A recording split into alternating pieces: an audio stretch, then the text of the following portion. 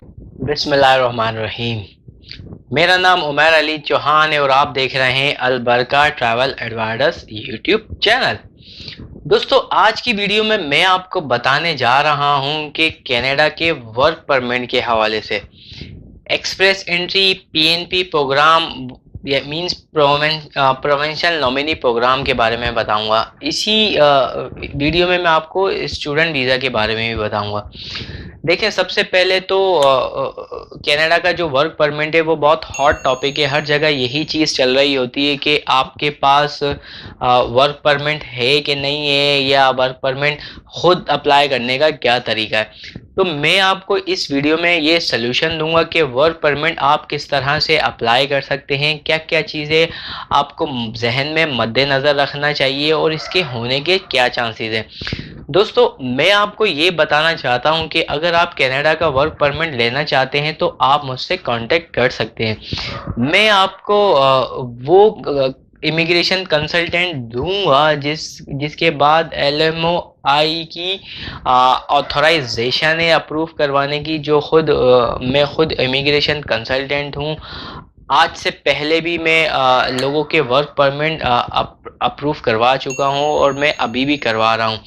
देखिए, इसके लिए क्या होना चाहिए कि आपके पास खुद के पास कोई ना कोई टेक्निकल डिप्लोमा होना चाहिए, कोई टेक्निकल एक्सपीरियंस होना चाहिए, कम से कम 3 साल का। कम से कम आपकी जो मिनिमम एजुकेशन है वो FA होनी चाहिए, मिनिमम आइल्स 4.5 होना चाहिए। कोई भी मैट्रिक स्टूडेंट है उसके लिए 4.5 बैंड लेना कोई इतना बड़ा इशू नहीं है, तो आप जल्दी करें।